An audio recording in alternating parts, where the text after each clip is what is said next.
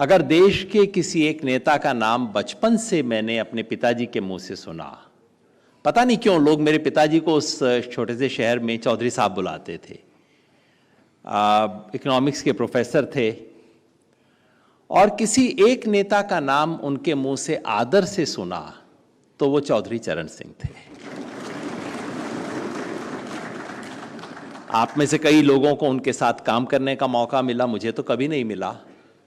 लेकिन मुझे याद है जब मैं शायद 12-15 साल का था तो पिताजी की उंगली पकड़ के चौधरी साहब की एक मीटिंग में लेके गए। वो मुझे कहते, अच्छा किसी नेता को सुनना है, मेरे साथ चल।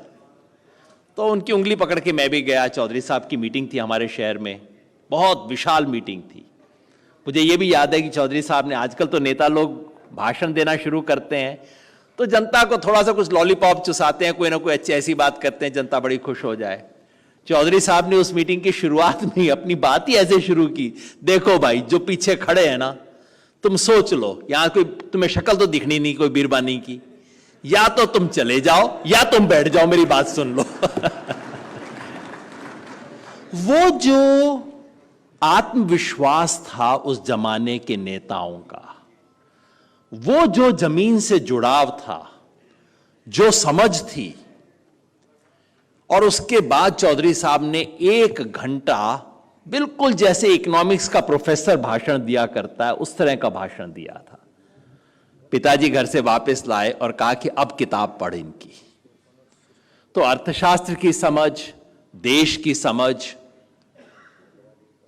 चौधरी साहब जैसे राजनेताओं से ही नहीं, जब हम चौधरी साहब को याद करें तो उनके राजनीति में उन्होंने जो कुछ पद ग्रहण किए वो तो याद स्वाभाविक रूप से हम करते हैं, लेकिन जो विचार उन्होंने दिए, इस देश के विकास की दिशा जिसके बारे में सभी नेता, सभी अर्थशास्त्री, सब लोग सहमत थे कि देश इस तरफ जाएगा, उस वक्त अगर एक इंसान की हिम्मत थी, एक शख्स की, जिसने खड़े होकर कहा कि यह हिंदुस्तान के विकास की दिशा नहीं है, हिंदुस्तान के विकास की दिशा दूसरी है, वो चौधरी चरण सिंह।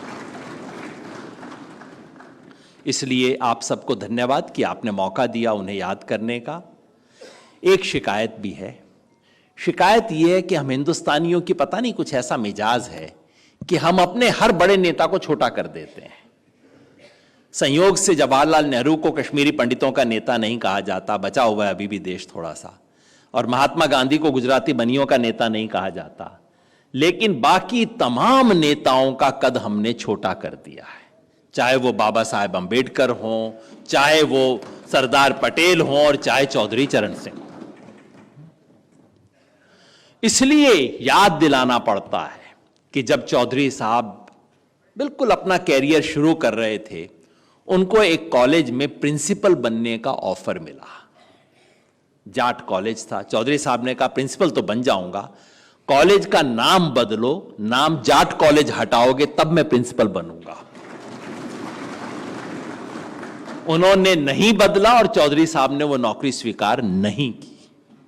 याद रखने की जरूरत है, जब चौधरी साहब उत्तर प्रदेश के मुख्यमंत्री थे, उन्होंने बदलवाया था जी, तब उन्होंने एक ऑफिशियल सर्कुलर निकाला था चौधरी साहब ने, यह कहते हुए कि अगर कोई भी शैक्षणिक संस्था का नाम किसी जाति विशेष पे हो, उसको सरकार की ग्रांट नहीं मिलेगी।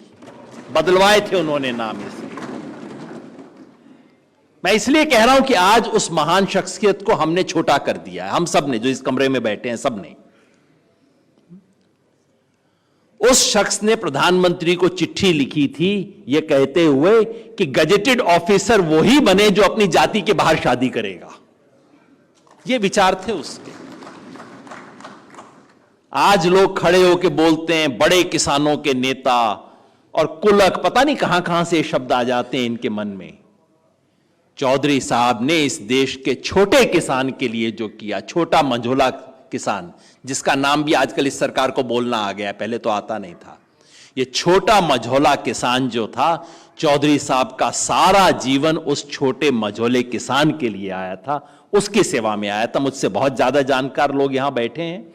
मैं सिर्फ ये बात याद दिलाना चाहता हूं, इसलिए कि आज आपने जो इस सम्मेलन का मुख्य बिंदु चुना है सामाजिक न्याय। हम भूल जाते हैं कि चौधरी साहब उस सामाजिक न्याय के इस देश के अग्रणी नेताओं में से एक थे।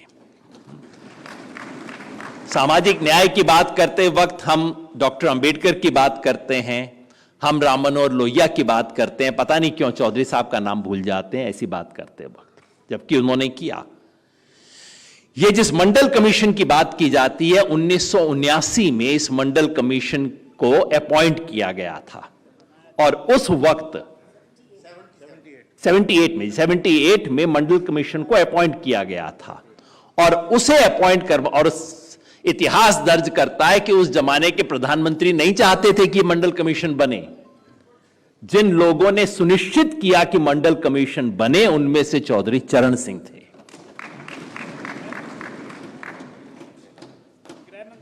जी, गृह मंत्री भी थे और मतलब कैबिनेट में जिन लोगों ने धक्का दिया कि यह काम होना चाहिए तो उनमें से चौधरी साहब थे। इसलिए आज आपने सामाजिक न्याय का जो मुद्दा चुना है यह बहुत महत्वपूर्ण है। आज बहुत लंबी बात करने का वक्त नहीं है, लेकिन मुझे अच्छा लगा कि उसके जो दो बिंदु हैं जिन्हें आज इस देश को सख्त जरूरत है उसे आप अपने आज के प्रस्ताव में शामिल किया है। पहला जाति जनगणना और दूसरा इक्वल अपॉर्चुनिटी कमीशन। तो हम जाएं यहां से उत्साह लेके जाएं, लेकिन साथ में एक दो विचार भी लेके जाएं। इसलिए मैं 2-2 मिनट दोनों पे कुछ बात कह देता हूं। जाति जनगणना क्या है? कहते हैं, हम सब कहते हैं 1931 के बाद से इस देश में जाति की जनगणना नहीं हुई। यह बात सच भी है और झूठ भी है। इस देश के हर सेंसस में हमेशा जातियों की गिनती होती है। सेंसस ऑफिसर आपके पास आता है, पूछता है आपकी जाति क्या है, फिर कहता है अच्छा आप SC ST में नहीं आते तो फिर आपकी गिनती नहीं होगी।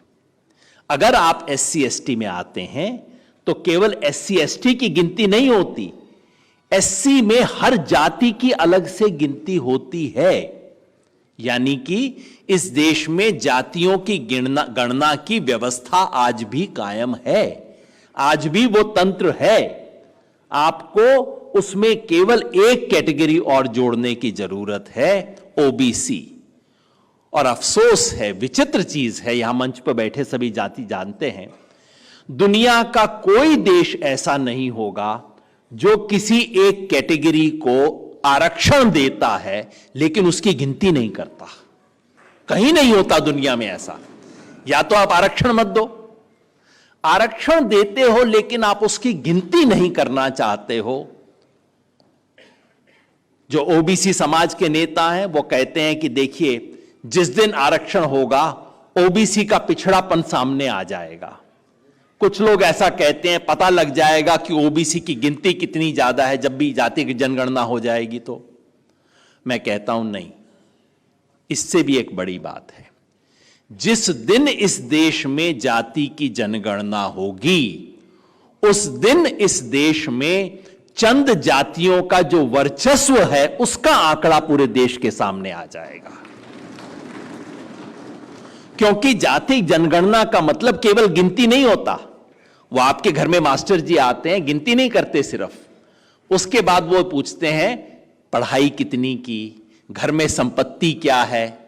और जाति जनगणना का मतलब है ये आंकड़ा पूरे देश के सामने आ जाएगा कि जो तथाकथित उच्च जातियां कहलाती हैं, अगड़ी जातियां, सवर्ण जातियां कुछ जो कहलाती हैं, उनमें शिक्षा कितनी है और बाकियों में शिक्षा कितनी है।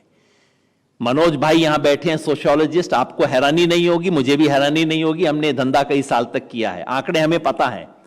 लेकिन ऑफिशियली यह आंकड़ा इस देश के सामने आ जाएगा कि जिन लोगों को हजारों साल तक इस देश में शिक्षा का विशेष वर्चस्व था, वो लोग आज भी इस देश में शिक्षा और नौकरी के बारे में किस तरह से कुंडली मार के बैठे हुए हैं इस देश में, इसकी सच्चाई पूरे देश के सामने आ जाएगी।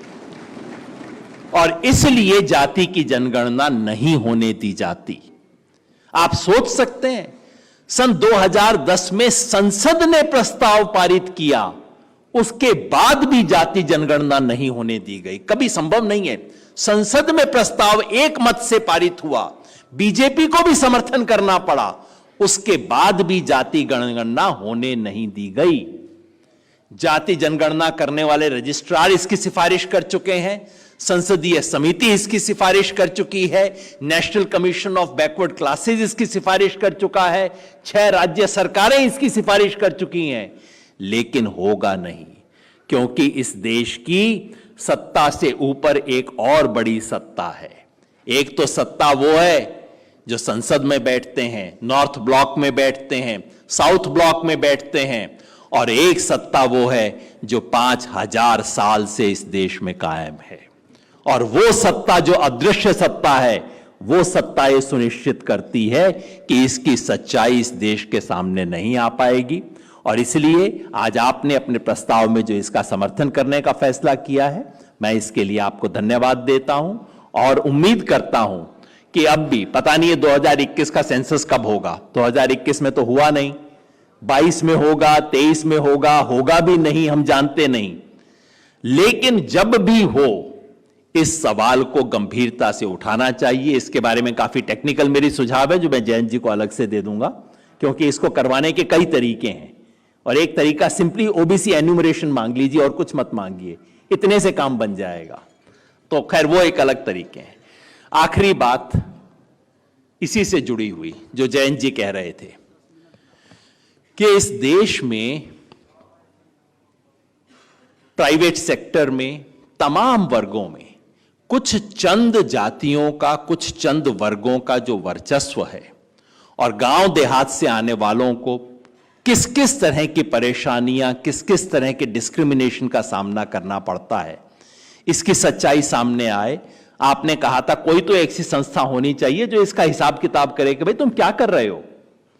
हिंदुस्तानियों को अमेरिका की नकल करने का बड़ा शौक है, और कुछ भी बात हो तो बस अमेरिका में ऐसा होता है। तो उन सबको जरा बता देना कि अमेरिका में ऐसा होता है कि हर इंडस्ट्री को, हर फैक्ट्री को, हर दुकान को हर साल बताना पड़ता है कि मेरे कितने एम्प्लॉइज हैं, उसमें से कितने व्हाइट हैं, कितने ब्लैक हैं। यह बताना कंपलसरी है अमेरिका के अंदर। हिंदुस्तान में क्यों नहीं हो सकता भाई? मुझे क्यों नहीं पता लगना चाहिए कि आईआईटी, आईआईएम में जितने बच्चे जाते हैं उसमें से गांव में पढ़े हुए बच्चे कितने हैं और शहरों के पढ़े हुए बच्चे कितने हैं? क्यों नहीं मुझे पता लगना चाहिए कि वहां जिन लोगों ने 5000 साल तक इस देश में राज किया है उनके वंशज कितने हैं, और बाकी इस देश के 90% जो लोग हैं उनके वंशज कितने हैं? पता तो लगना चाहिए। और प्राइवेट नौकरी का भी पता लगना चाहिए। और यही बात हमने सन 2008 में सरकारी रपट में लिख के कही थी। वो रिपोर्ट आज भी है, जो गूगल करना चाहे सिर्फ लिख दीजिएगा, equal opportunity commission, minority ministry. Minority ministry से उसका कोई ताल्लुक था नहीं, संयोग से सच्चर कमीशन में एक बात कही थी, तो इसलिए माइनॉरिटी कमीशन ने वो अपॉइंट किया था, बाकी इसका कोई माइनॉरिटी से ताल्लुक नहीं है। और हमने उस रिपोर्ट में कहा था कि किसी माइनॉरिटी के लिए अलग से कोई कमीशन नहीं बनना चाहिए। इक्वल अपॉर्चुनिटी कमीशन इस देश में बनना चाहिए। साउथ अफ्रीका में बहुत अच्छा है, इंग्लैंड में है, दुनिया के तमाम देशों में बन रहा है। और उसका काम सिर्फ एक होना चाहिए कि पूरे देश के सामने जो सामाजिक विषमता की तस्वीर हर साल संसद के सामने रखे। हमने तो कहा था कि उस कमीशन को आप एससी एसटी कमीशन वगैरह जैसा मत बनाइए, इंडिविजुअल ग्रीवांस मत दिखवाइए उसको, केवल उसे यह रिपोर्ट देने को कहिए कि हर साल देश के सामने इस देश की जातीय विषमता, लैंगिक विषमता, औरत आदमी का फर्क, जाति का फर्क, शहर गांव का फर्क, इन सब चीजों की सच्चाई रखे। और यह इस देश में कंपल्सरी होना चाहिए कि प्राइवेट इंडस्ट्री को भी यह करना पड़े। प्राइवेट में रिजर्वेशन कब होगा, कैसे होगा, इसके बारे में बहस हो सकती है। तत्काल रिजर्वेशन करना शायद बहुत दिक्कत का काम हो जाएगा उसमें बहुत, लेकिन उसकी शुरुआत इससे की जानी चाहिए। पहले आप उनको रिजर्वेशन की बात मत कहिए, पहले उनसे सिर्फ कहिए नहीं आप आंकड़ा दे दीजिए, कोई रिजर्वेशन नहीं है। 5 साल आंकड़े तो मांग लीजिए उनसे, उन आंकड़ों का विश्लेषण तो कर लीजिए। उसके बाद जिन्होंने रिजर्वेशन मांगना है, जिन्होंने इस व्यवस्था को बदलना है, वो खुद सड़क पे आ जाएंगे, आंदोलन कर लेंगे उसके लिए। आप पहले वो आंकड़े तो लेना शुरू कीजिए। इसलिए इक्वल अपॉर्चुनिटी कमीशन, वो 2008 में रिपोर्ट दी गई थी। उसमें प्रोफेसर एनआर माधव मेनन ने बहुत शानदार काम किया था। सिर्फ रिपोर्ट ही नहीं है, संसद में क्या कानून पास होना चाहिए उसका बिल भी बनाया हुआ है। तो जयंत जी, आप जब राज्यसभा में जा रहे हैं, एक भला काम आप करना, इसमें मनोज जी भी साथ हो जाएंगे। और कुछ नहीं, आप इसको एक प्राइवेट मेंबर बिल की तरह आप दोनों इसको पेश कर दीजिएगा। बिल बना बनाया है, वो एनआर माधव मेनन का बनाया हुआ बिल है, बहुत शानदार बिल है, मेरा बनाया हुआ नहीं है। वो बिल आप सीधा संसद के अंदर रख दीजिएगा और कहिएगा कि भाई इसको पास करो। जब वो हो गया तो तत्कालिक सरकार को भी सांप सूंघ गया, उसने भी कुछ नहीं किया, ना कमीशन बना, ना उस रिपोर्ट के ऊपर एक पैसा टिप्पणी हुई, कुछ नहीं हुआ। लेकिन वो बनी बनाई चीज है। मैं आप सबको एक बार फिर से धन्यवाद देना चाहता हूं कि आपने न सिर्फ चौधरी साहब को याद किया, बल्कि चौधरी साहब की विरासत के उस पक्ष को याद किया जिसे हम सब भूल गए हैं। उस पक्ष को याद करना, और मुझे प्रद्युत भाई की बात सुन के बहुत अच्छा लगा, इसलिए कि देश का वो कोना है जहां चौधरी साहब की आवाज गूंजनी चाहिए। और उनके जो विचार थे, उनके विचार किसी एक इलाके, किसी एक समुदाय, किसी एक आर्थिक लोग के लिए भी नहीं थे। उनके विचार इस देश के नवनिर्माण के विचार थे। और प्रद्युत भाई के मुंह से वो बात सुन के मुझे लगा कि अब बात ठीक कोने तक पहुंची है, और हम सब संकल्प लें कि उस कोने तक बात को पहुंचाएंगे। बहुत बहुत धन्यवाद। फेसबुक और यूट्यूब के बाद अब आपका पसंदीदा चैनल न्यूज़ 18 डेली हंट पर भी फॉलो करें।